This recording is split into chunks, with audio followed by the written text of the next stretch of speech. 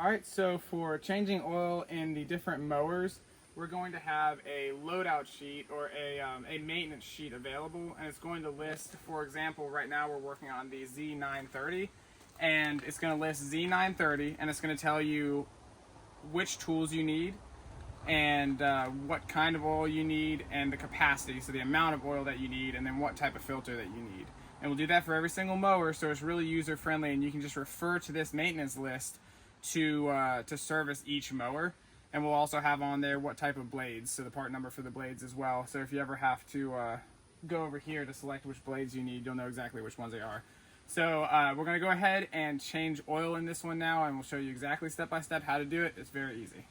Alright guys, so we're going to change the oil on the 930M, and the first thing I do is grab some rags. Also have our oil funnel here. We need the oil pan right here, and then we also need our oil. So these mowers, these engines, this is the 25.5 liter engine, 25.5 horsepower engine, and I think they take 2.5, so 2.5 quarts of oil, and then they take this filter, which is a 107 423. So it's a specific John Deere filter. And let's go ahead and get into the oil change. You have to make sure that you run it for a couple of minutes so that the oil is heated up. That way it drains easy. And we use a big flathead, and it has a plastic drain port. So let me get that flathead real quick. Okay, we have a 10mm socket, goes on the end of our drain plug right here. We're gonna go ahead and turn that. And what that does is it's a valve basically, and as you unscrew it, it's gonna start allowing the oil to dump out. Now this is not lined up the way it should be. There we go. So you can twist it down. You just have to make sure that you tighten it back up after. All right, now the oil's coming out. Don't take it out all the way. You can stop right there. And then also open up your oil dipstick so you can allow the air to flow through. You can leave it in, you just unscrew it.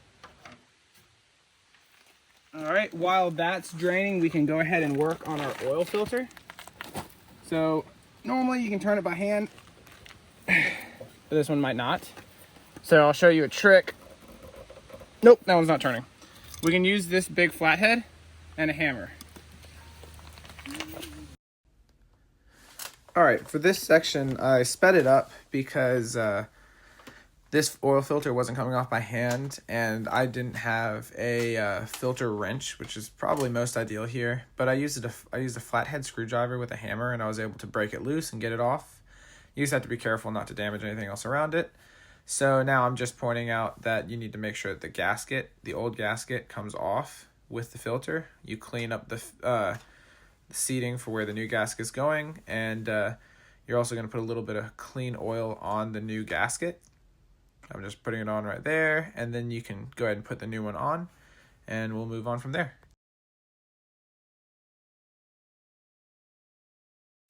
We can use a little bit of CRC brake clean to clean off the oil surfaces. It works very well, but you have to wear glasses, and I'm not just being lame. If this crap gets in your eyes, it's like pouring gasoline into your eyeballs. It hurts a whole lot. I've done it, and it sucks. And if you do it bad enough, it can mess your eyes up. But if you watch, that oil, just from spraying it, almost completely came off. So it works very, very well to clean up these surfaces. Okay. It's good to keep all the equipment clean. Just makes maintenance easier. All right, so if you see here, it's really just barely even dripping out of there anymore. So we're gonna go ahead and call that good. Tighten this back up. Then we'll get the socket on it. It's a 10mm.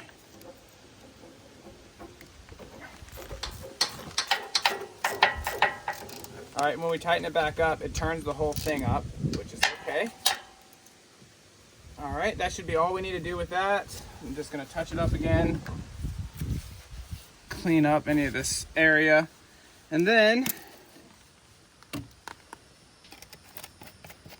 we can go ahead, get our oil pan out of the way. Okay, come over here real quick, and you can see how nasty that oil is that came out of the engine. That's only from about 150 hours. So we were behind because we're supposed to change it at 100.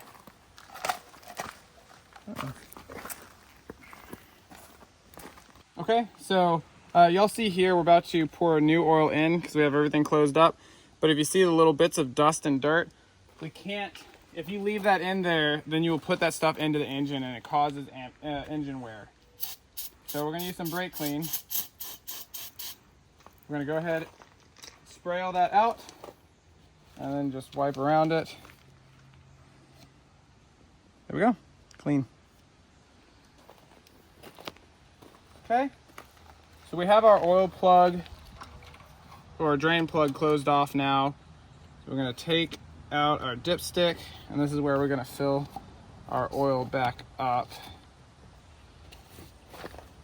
And this one actually has an information sticker right here. There's not much left, but it says approximate capacity fluids, 2.5 quarts with the filter changed. Meaning it would be different if you didn't change the filter. Okay. We're gonna go ahead and just start with 2 quarts, and then we'll check the fluid level. We'll run it and then check the fluid level. So you see how clean? It's kind of got a golden look to it. That's what good oil looks like.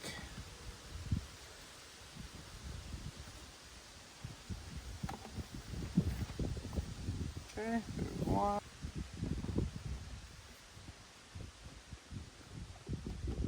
This is our second quart.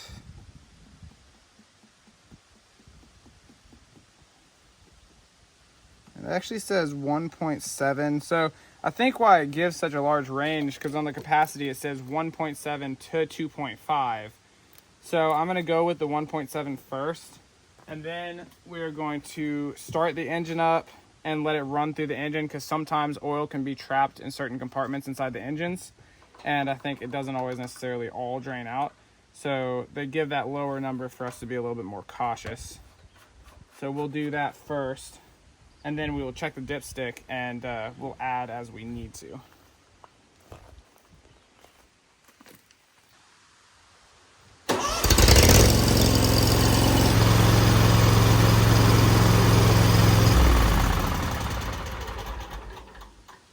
All right.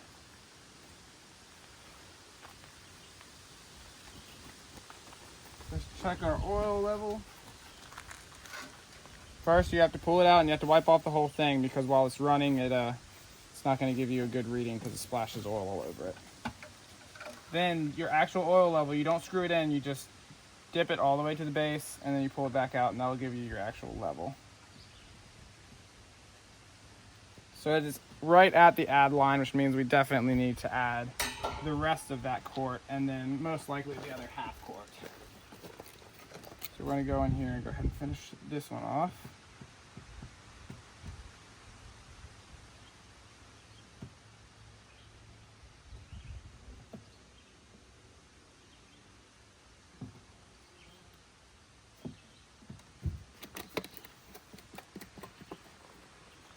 Okay. So that's draining down back into the engine now. In just a second, we should be able to get a good accurate reading of where we're at.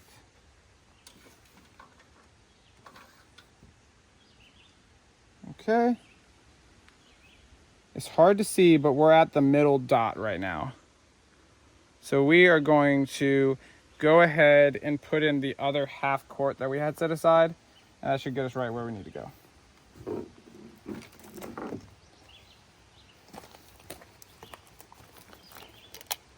No funnel? Freehanding it, baby.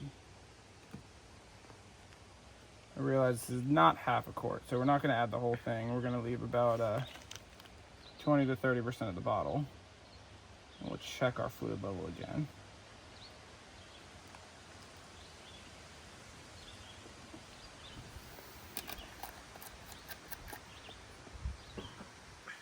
Okay.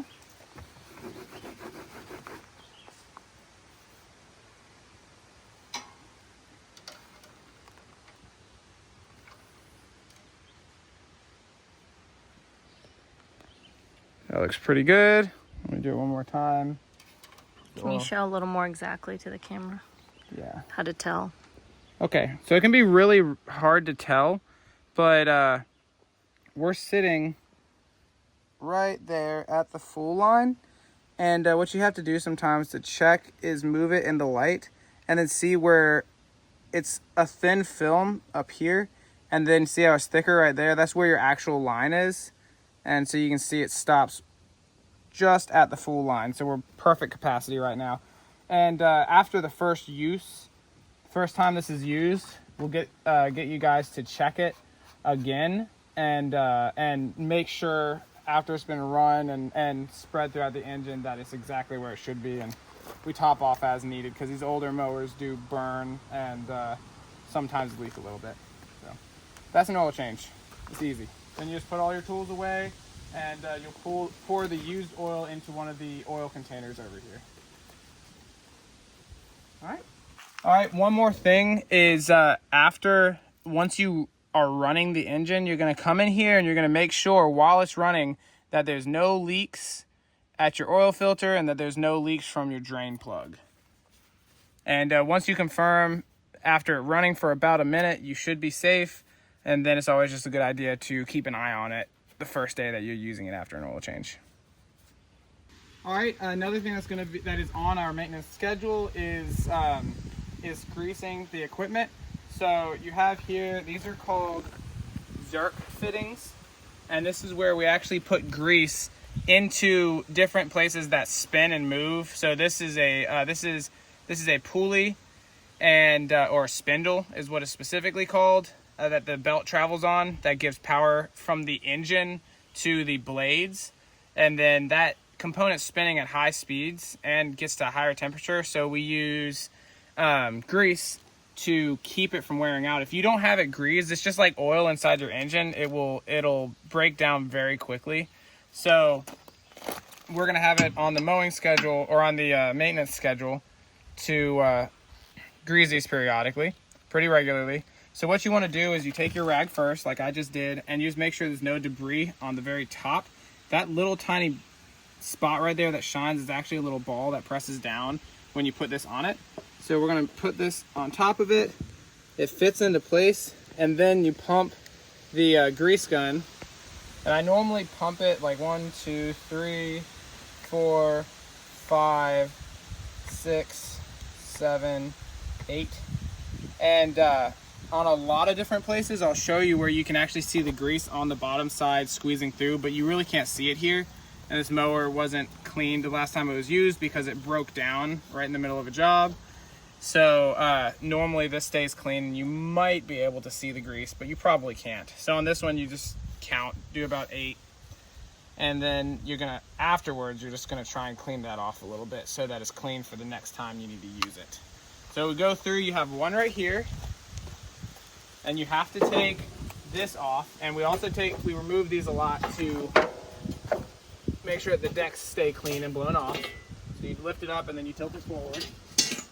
So you have one right here, you have another one right here, and then you have a third one right here. And then we also have a grease fitting right here. And I don't know if these are sealed or not. I think these down here are sealed. Some of these have grease fittings on here, but I don't think the John Deere's do. Some mowers do. So you have the 3 on the deck, and then you have both of your wheels. So you have one right here, and then the other one is right here on the back side, right there. So these, let me show you. You can specifically see how much grease you need to put in, because if you watch down here and up here on the top, you'll see when the grease starts squeezing through a little bit, and you'll know that it's done. So there's 1, 2, 3, 4. See that right there? There's a little hole in this cap, so it's pushing through, which means it's probably already pretty filled up. Yep. So we don't need to put any more. So you can always watch for that, for grease squeezing out of places, which isn't a bad thing. It just means it's good and full and has good clean grease.